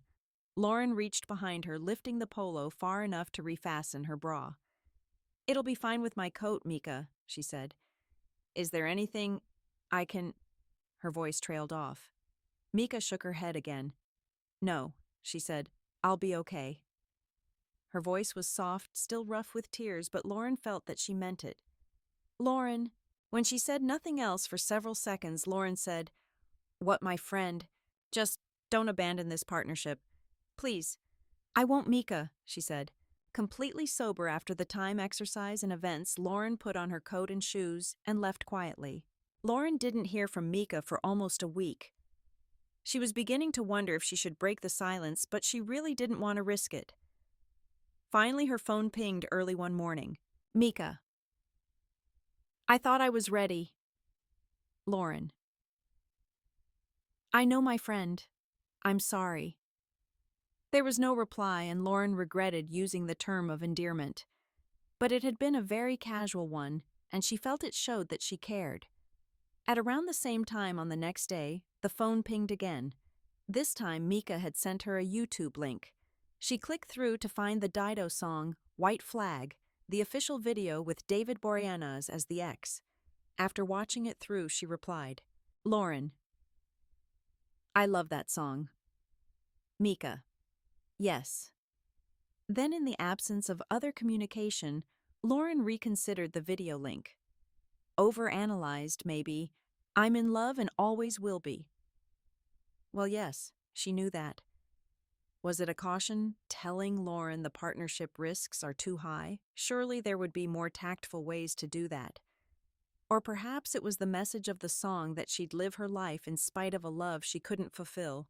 It had been one of the songs on the CD that Mika had played during their impromptu strategy session, which Mika had initiated. Was she reminding her of that, telling her that Mika was thinking about what had happened? Or was it just a song that Mika liked that was meaningful to her? She wouldn't know if she didn't ask, but asking seemed risky. Maybe the best response was to post a favorite song of her own, and if it could be one with a complex interpretation, all the better. It took her an hour or more to choose something suitable. She was at her office when the idea of using a VNV Nation song occurred to her, and within a few minutes she sent a link to Teleconnect 2.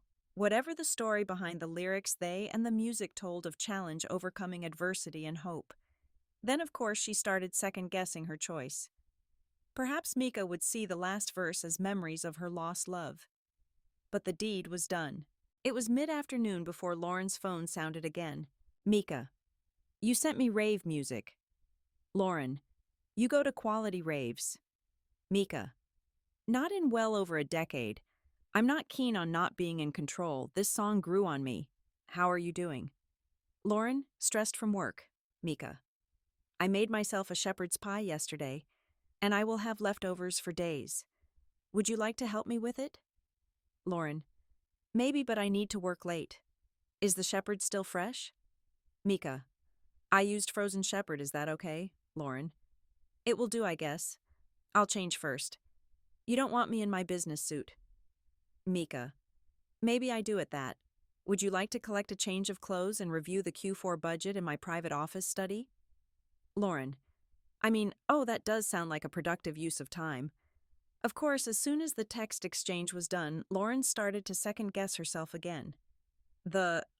Oh, that does sound like a productive use of time, was supposed to be ironically enthusiastic. She didn't worry about Mika misreading it. But had she leaped too quickly at Mika's invitation, she didn't want her to feel trapped by Lauren's eagerness to spend more time with her. But she couldn't take back her choice now. Dusk arrived early in mid-November. It was completely dark when Lauren parked at the yellow house. Mika seemed relaxed, which was a relief. She sensed that her friend was embarrassed, though she hid it well, especially when Lauren took off her coat and she gave Lauren a thorough once-over from her tight bun to her black heels. She was wearing a knee-length dark charcoal pencil skirt with a matching jacket buttoned and plain black blouse. "Your office is very formal," Mika asked. "Yeah, especially when I'm meeting a client. Even the men don't dress down much."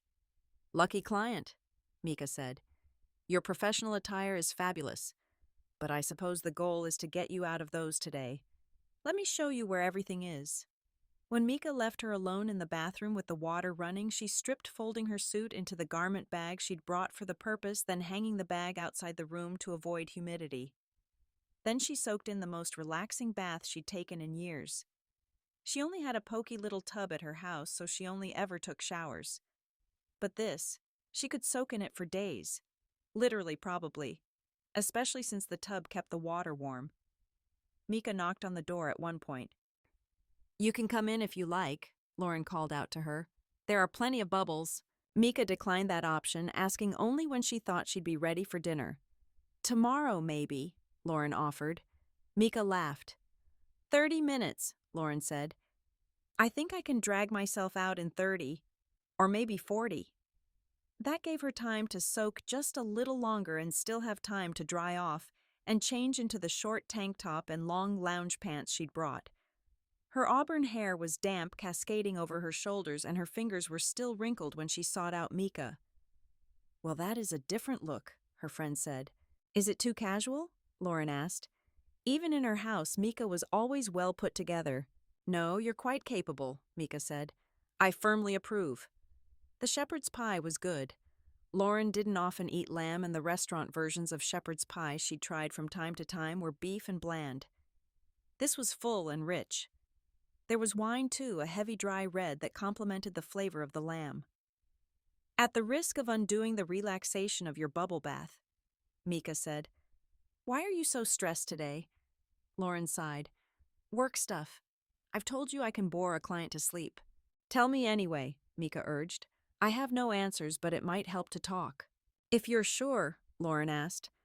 "I'm being pressured to sign off on a large loan, the largest of my career so far. Even if everything was perfect, I'd be nervous. But I'm not convinced it is. I have 2 separate audits of the company, and all of the books between the two and some of the numbers don't add up. Literally. It's a very small difference, but it should be perfect. So my managers and the client's attorneys are pushing me, but I don't think I've done my due diligence. I think I need at least a week longer." "Will you be assigned a lesser role if you decline?" Mika asked. "No, but I will have to document the reason. If I accept, I only have to point to the most recent audit for backup. But if I accept, and the client defaults, it will be a huge black mark on my record." "I see," Mika said. "So for your career, it's worth being certain of your decision." "Yes, but the company employs hundreds, and without a loan to get them through the next few months, they will probably be laying off most of them. So my career isn't the only one on the line." "Still keeping them afloat doesn't help much if they go pear-shaped in the next year, does it?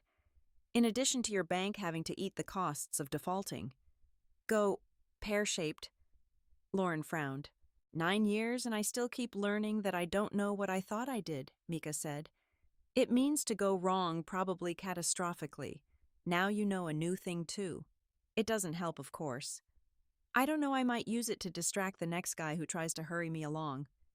"And it does help me," Mika said, "because you're wrong. You didn't put me to sleep at all." "Don't challenge me," Lauren retorted. "I have far less interesting stories I can tell." Mika laughed. After a moment's silence, she spoke again. "Would you like to come to my private strategy room with me?" Mika asked. "I'd like to talk." "No phones, right?" asked Lauren. She placed her phone face down to activate the Do Not Disturb feature, then followed Mika. She spent a moment looking at the painting on the wall before sitting on the low cushion across from her friend. "Thank you for being so understanding," Mika said. Her face was coloring. "I enjoyed what we did. Very much. I'd like to get back to that place again. I think it will take some time. I wasn't expecting to have such strong feelings." "I can't regret causing strong feelings," said Lauren. "To be fair, I was having very strong feelings too. I do regret that I caused you so much distress." "I asked," Mika replied. "I'd had a very good evening. I think it made me a little energetic. I'm not bipolar, but I feel like I was a little focused." She glanced up at Lauren, then looked away again. "I asked you not to be conservative. That's not me." Now that it was almost dry, Lauren's hair was drifting into her face. She brushed it back. "You seemed a little wild. I should have backed off when I sensed that." Shaking her head, Mika said, "Please try to stop feeling guilty. I told you it was okay. It was much better than okay. I'm just sorry for driving you away. Maybe I can return the favor. Soon, I just don't know how soon." Lauren pushed her hair back again. "I'll wait," she said. "I don't want you to be disappointed for me. You're under enough pressure." Mika nodded slowly, then looked up at her. "Did you bring a hairbrush?" I did. I just didn't want to take the time to dry my hair. May I brush your hair for you? The question startled Lauren. I'll fetch it. When she returned, Mika had her turned to face the window, then sat cross-legged behind her. She began to brush out her hair in long strokes. The scratching of the bristles on her scalp was soothing. She found the experience relaxing. She closed her eyes, enjoying the sensations. It was a surprisingly intimate feeling. Not just the brushing. Mika was so close to her that she could feel her presence, the occasional movement of air against Lauren's neck. When she brought her hand up to move a strand of hair, her fingertips lightly touched her skin, feeling like a caress. She knew she was attracted to Mika. She'd been attracted to her physically from the start, an attraction that only grew as she sensed her turmoil and her inner strength. She liked spending time with her. She was comfortable with her. She was fond of her. She was aroused by her, especially in their negotiation sessions, and the time she'd had her fingers inside her, however unfortunate the outcome. She wanted to be closer to her. She wanted their relationship to last. But the idea of being with her was both exhilarating and terrifying. What if Mika was never able to find room in her heart for both Nicole and Lauren? Her own heart would break. Why did you send me the Dido song? She asked. I like it, Mika replied. I listened to the CD again since it was in the player, and it reminded me of your visit. I wasn't sure if you were sending me a message, Lauren said, about how hard it was to hide how much you respect Nicole's corporate legacy. I don't try to hide that, Mika said. You know how I feel. She was silent for a moment before continuing. It's a song about a woman coping through loss and dealing with the consequences of her choices. I don't think the situation applies directly. But I do think I want to move forward with my life in spite of what's gone before. If there's a message, it's that I'm not going to surrender. I like you, Lauren. If you felt I was trying to say you couldn't be important to me, then I apologize because you already are. It was early days in the relationship by any standard. She'd met Mika no more than a month ago, but Lauren was having a hard time imagining ever not wanting to be around this strong, sensitive woman. She would wait as long as needed for that to be possible. Mika seemed to be telling her that she was committed to reaching that point. I won't be here over Christmas, Mika said, interrupting her thoughts. Oh, really? That was disappointing. It's a quiet time. I have no weddings until mid-January, so I'm going to spend a few weeks with my family. In Japan? Lauren asked. Yes, I'll be flying out the second week of December and returning the first week of January. I think that will be good for you, Lauren said. I'm going to miss you. I'll miss you too, Lauren, Mika replied. We should video chat. It isn't easy to find a time, though, since I'll be 17 hours ahead. Noon for me to your evening would be the best option. It's the only time I can ever talk to my parents. Video chat would take some of the sting out of it, Lauren agreed. Oh, that means you won't be here when Mandy moves in. Mandy was moving in on the first of the year, but Mika had told her she could move furniture over the Christmas holidays if she wanted. Lauren planned to help her. It was disappointing that she wouldn't be able to cross the yard to see Mika. Yes, I need to arrange to get a key to her, Mika said. I can take it for her if you like. Do you want me to feed Janeway and change her litter box, of course? Oh, that would be wonderful. I was planning to board her, but she would hate that. Are you sure you don't mind? You realize she isn't going to say thank you. Lauren laughed. Maybe you can video chat to her too, so that she can ignore you in real time. Mika's brush strokes continued smooth and intimate, but for a moment a finger lightly touched the line of her jaw affectionately before drawing back. Wait here, Mika said. Lauren turned to see her leave the room, then return a minute later with a dangerous-looking steel pin about 8 inches long. The end of the pin was decorated with red and gold flowers and a few short strings of beads in the same color. Mika resumed her place behind Lauren. A moment later, she was gathering up her hair into a tail. Lauren couldn't see exactly what she was doing, but she felt the tail tighten and twist a few times, along with a sideways pressure which was probably the pin being pushed into the twist. A little adjustment and Mika released her. There's a mirror in the bathroom. Take a look, she said. The knot was comfortable. A few inches of hair extended below it against her left shoulder. When she saw herself in the mirror, she marveled at the effect. Her hair was in a beautiful tight knot, centered, but with the decorations on the pin on the left side and a tail on the left. The beads enhanced the decorative effect, swaying as she moved her head. After she'd admired herself for a couple of minutes, she picked up her phone and returned to the room, though she didn't violate the electronics ban by entering. "This is beautiful," she said. "I want you to take a picture of it." Mika took a look at the cell phone in her hand. "I can do better than that, my friend," she said. She led the way to the room between her private strategy room and the private client conference room, which held photography equipment with a minimum of furniture. She selected a string hanging before one wall, pulling down a neutral backdrop, turned on a couple of the lights, and executed a quick photo shoot posing Lauren between shots. There was a computer in one corner of the room. Mika uploaded the photos, and after a quick visual check, emailed them to Lauren. "If there are any you want editing or enhancing, let me know," she said. "You can take the pin if you want to keep the style for now. Bring it back next time." Always happy to know that there would be a next time, Lauren agreed. When she left, Mika brought her blouse on a hanger. The stain was completely gone. She added it to her suit in the garment bag, then gave Mika an affectionate meeting closure, but didn't attempt to turn it into a negotiation session.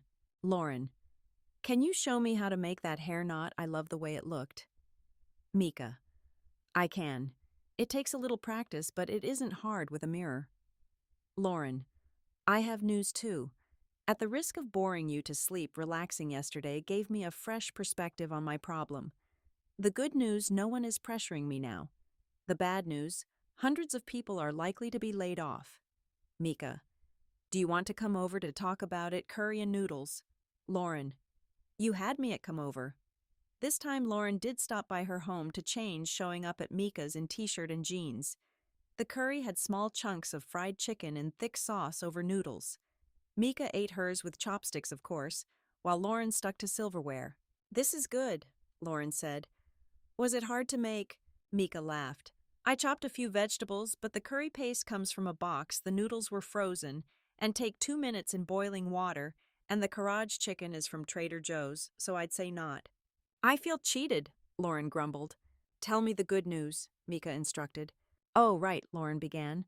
"So like I said, I went home feeling very relaxed. This morning I felt that I was looking at the audit reports with fresh eyes. I found an unusual pattern in the purchase of high-dollar capital equipment, the kind of purchase you'd only make once or twice. Turns out they cooked the books to hide a loan repayment. So they already have a substantial loan they're about to default on made to a different company entity, so it didn't show in a search. Suddenly management is praising me, saying they knew I was right to dig deeper, and the lawyers have gone silent. And are you asleep yet?" Mika laughed. "No, it's interesting, and it sounds like you've saved the bank from embarrassment and a huge loss." "Yeah, well, I feel so relieved I'll be able to coast on the lack of stress for days at least. Though I'm sad that the company's going to crash and burn." After dinner, Lauren gave the hairpin back to Mika, who took it to her private client conference room, returning with a hand mirror and a pair of wooden pins with what appeared to be jade gems instead of the ornate flowers and beads. "You can keep these. They're more suitable for everyday wear." Lauren objected to Mika's generosity, but she insisted, then took Lauren to the private strategy room. Using the hand mirror, she showed her how to gather her hair, then twist it around the pin.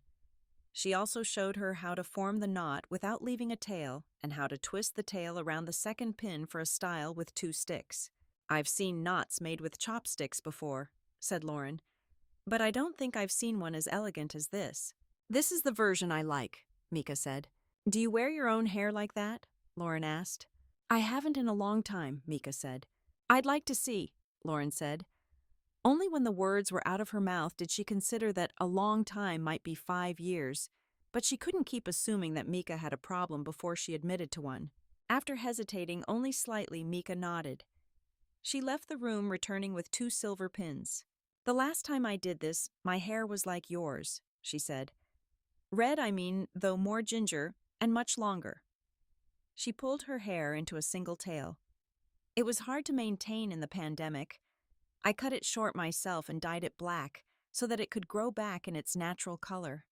She twisted the length of her hair, then pushed a pin in and twisted it tight. It used to be long enough for a second twist, but I can still add the pin for decoration, she said as she pushed the second pin beside the first. The heads of both pins dangled small white and blue flowers. That's beautiful, Lauren said. It suits you. Mika smiled. Maybe I'll start dyeing my hair again now that avoiding hairdressers is not an issue. You can help me choose a color. If you like, said Lauren, but you're the artist. Over the next few weeks, Lauren didn't see Mika as often as she'd have liked. She was wrapping up the year's business in readiness for 3 weeks' absence and preparing for the trip itself. She did invite Mika for project review night at her house, which turned into a long-lasting negotiation session that left them breathless and reluctant to part. After Mika left, Lauren felt equal parts elated and frustrated. Mika accepted her offer to drive her to the airport for her trip, enduring her repeated questions about having her travel documents. She carried 2 passports, Japanese and British, well, EU until it expired, which wasn't technically allowed on the Japanese side, but was mostly overlooked, she said. And she had her green card to return, e-ticket and printed copy. Fully charged phone. Her phone plan included Japanese carriers, and her tablet would work on her parents' Wi-Fi so they would be able to video chat. Video chat would take some of the sting out of it, Lauren agreed. Oh, that means you won't be here when Mandy moves in. Mandy was moving in on the 1st of the year, but Mika had told her she could move furniture over the Christmas holidays if she wanted. Lauren planned to help her. It was disappointing that she wouldn't be able to cross the yard to see Mika. Yes, I need to arrange to get a key to her, Mika said. I can take it for her if you like. Do you want me to feed Janeway and change her litter box, of course? Oh, that would be wonderful. I was planning to board her, but she would hate that. Are you sure you don't mind? You realize she isn't going to say thank you. Lauren laughed. Maybe you can video chat to her too, so that she can ignore you in real time. Mika's brushstrokes continued smooth and intimate, but for a moment a finger lightly touched the line of her jaw affectionately before drawing back. Wait here, Mika said. Lauren turned to see her leave the room, then return a minute later with a dangerous-looking steel pin about 8 inches long. The end of the pin was decorated with red and gold flowers and a few short strings of beads in the same color.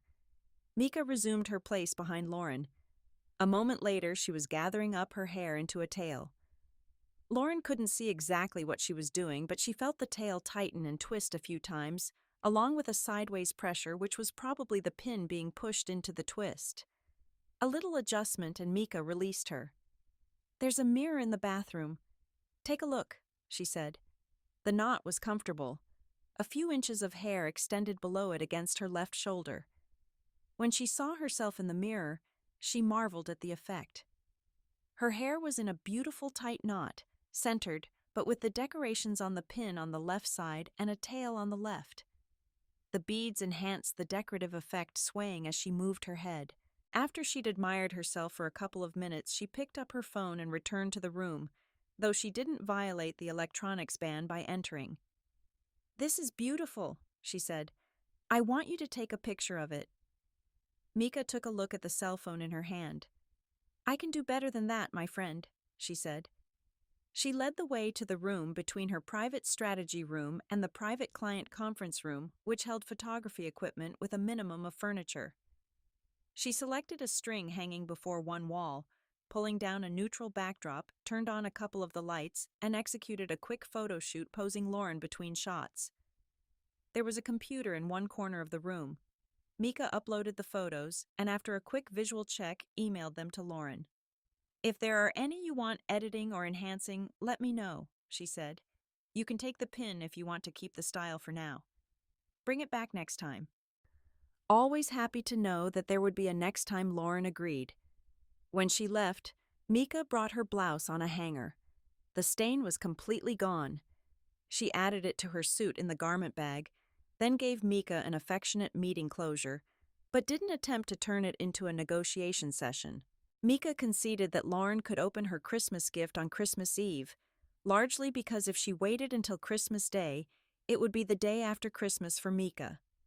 So she called in the late afternoon, a little before 11 at night, Lauren's time. Lauren had her tablet set up on the small dining table in her house so that she could sit close enough to the display to see all of the details of her beautiful partner's face. "Are your parents around today?" she asked.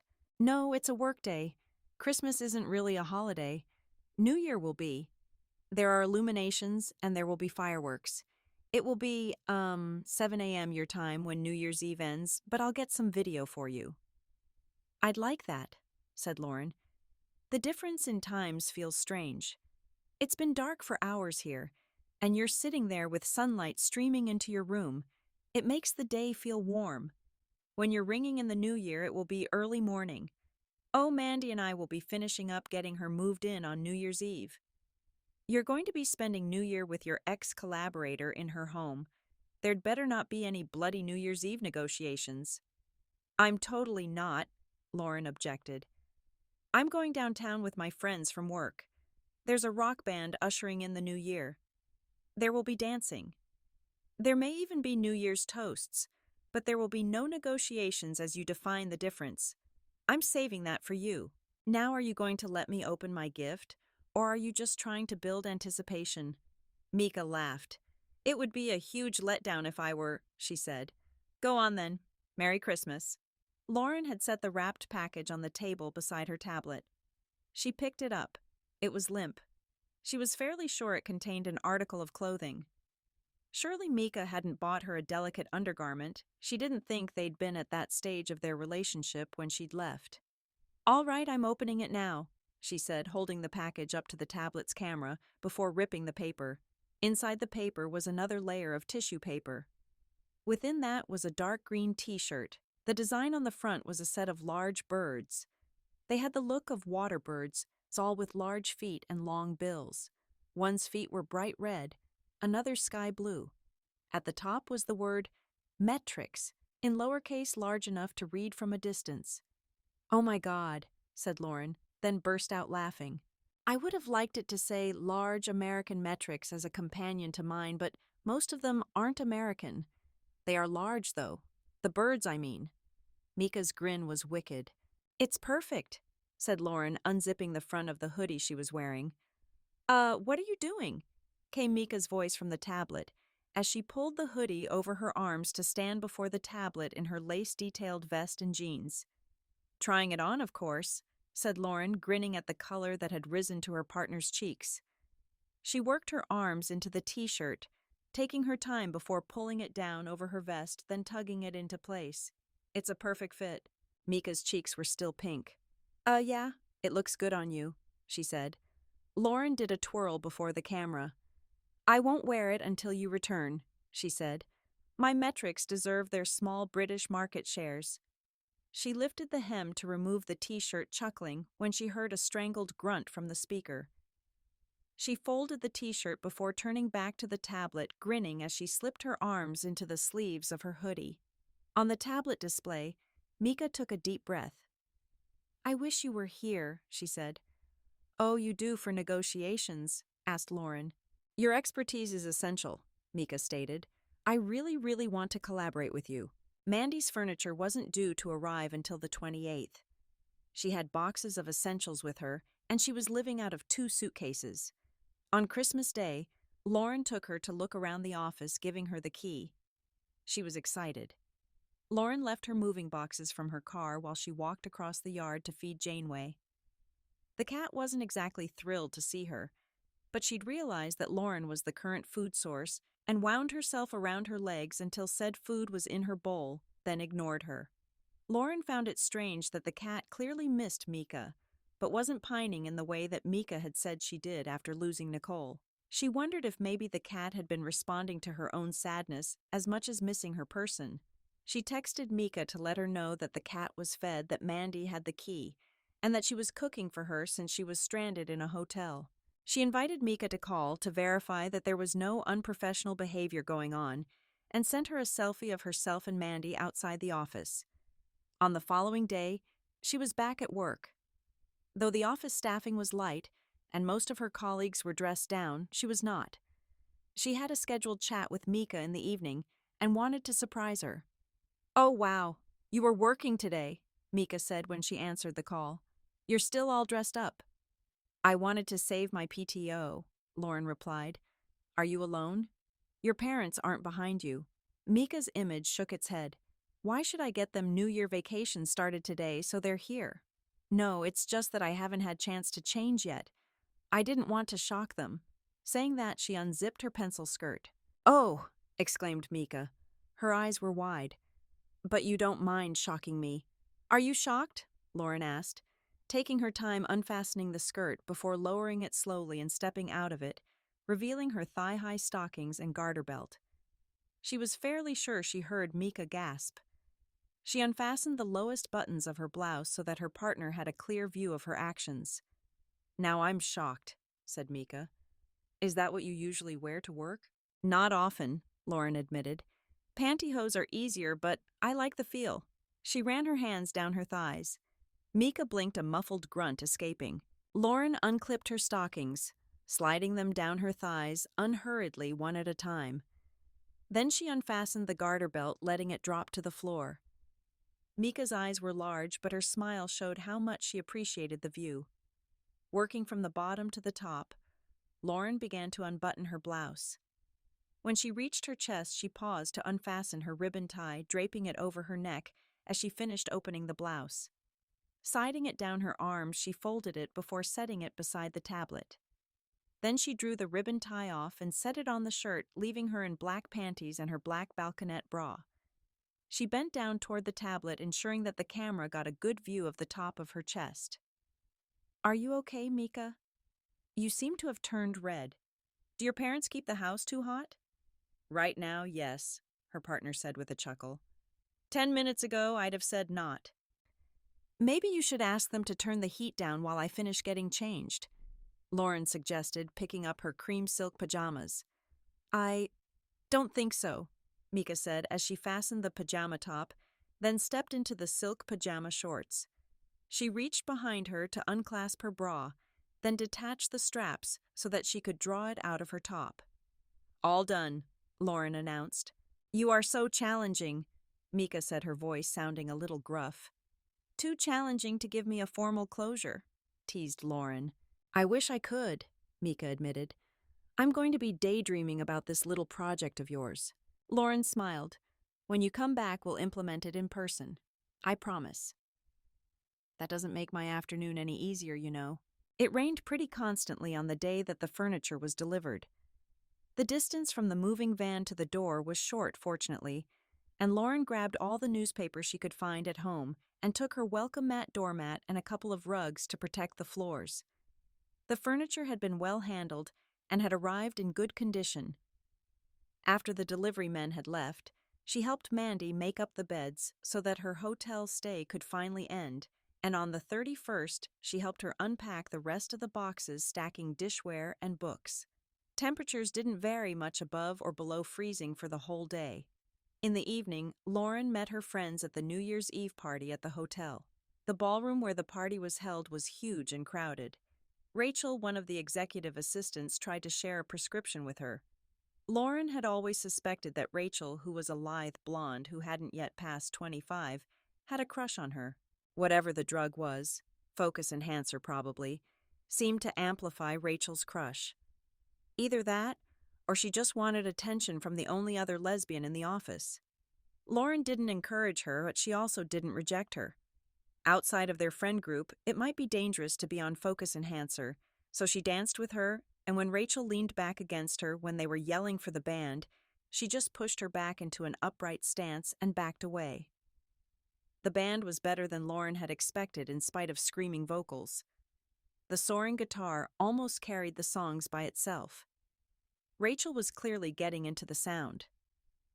Lauren tried to avoid Rachel when the countdown to midnight ended. She exchanged chaste toasts with her friends, but Rachel managed to catch her and attempted to respond to the touch of her lips by shoving her tongue between them.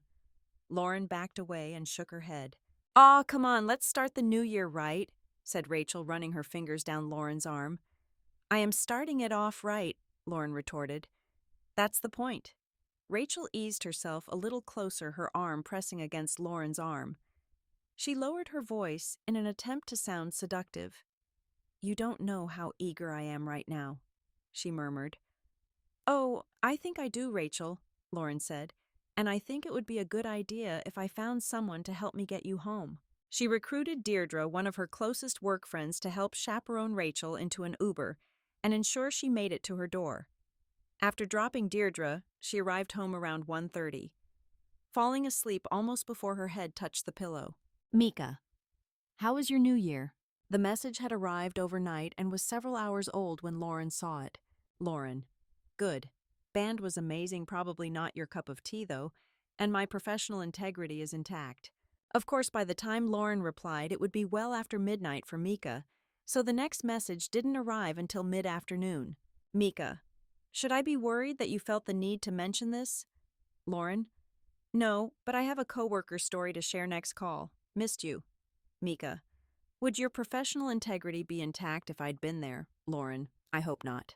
Lauren had booked a half-day PTO when Mika was due to return.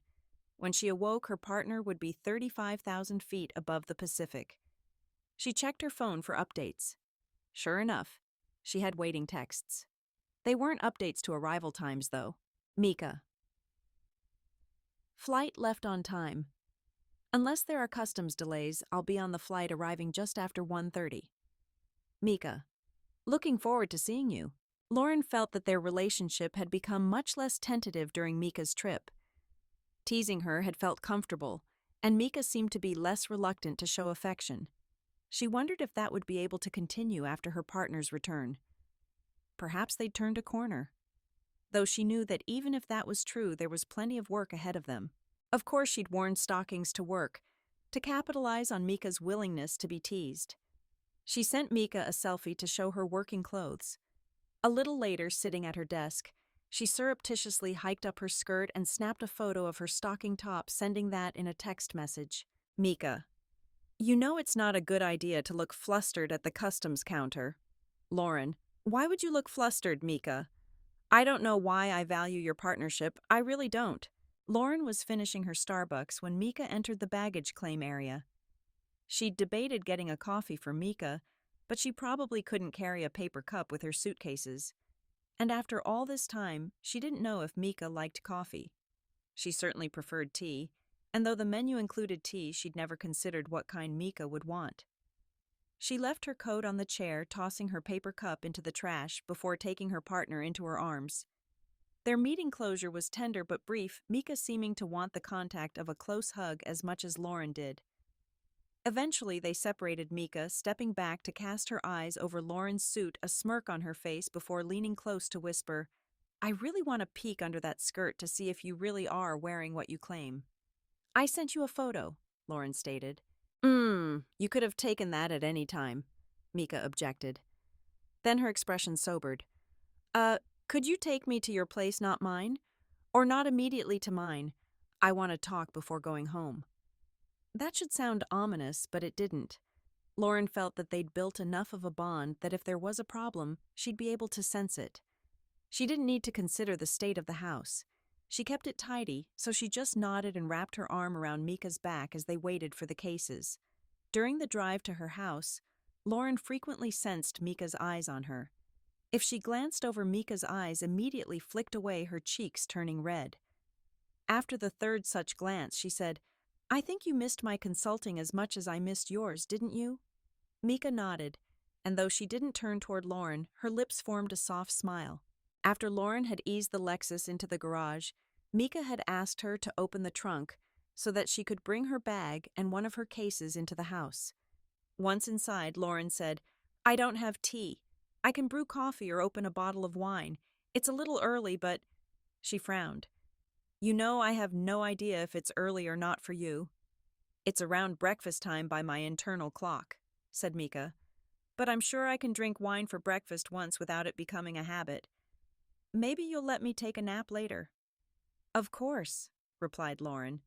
She had a German white in the fridge, which wouldn't be too heavy. She hung Mika's coat and her own, then opened the wine while her partner waited for her on the couch. A minute later, she was presenting the wine to Mika, then sitting beside her. "I think my house is holding me back," said Mika. The memories I have there are making it hard for me to become as close to you as I want to. At my parents' place, I felt more free to be with you, with the unfortunate issue that we were 5,000 miles apart. But I love your office, Mika, said Lauren. As do I, Mika stated. I will be keeping it and will be living there. But perhaps for a time our negotiation sessions could be here, and anything else we choose to do together. She gave Lauren a shy smile. I'd really like to share my office study with you, but maybe in a couple of weeks. That seems like a wise idea, Lauren replied. When you say anything else we choose to do, Mika grinned wickedly. That depends on how I feel after you let me watch you change out of your skirt and blouse, she said. I want the full effect of what you showed me in our video conference. I see, said Lauren. You know you're asking for a great professional sacrifice on my part. Oh, I know, said Mika, her tone infused with irony. Then she reached for Lauren's wrist, gripping it lightly while her eyes held Lauren's intently. I'm ready, Lauren. Your expertise is essential. A charge of arousal lanced into Lauren. Her focus tingled and her voice caught. You want me to challenge you just like I did in the video conference? She asked, her voice husky. When Mika nodded, she said, Come with me, leading her into the bedroom, both bringing their wine glasses. Lauren's bedroom was decorated in soft peach tones, with light peach paint, a warm cream-colored comforter, and pillowcases in the same cream and peach. An old rocking chair, more comfortable than it appeared, faced into the room beside the little-used desk. Lauren guided her partner to the chair, then placed her silk pajamas on the bed.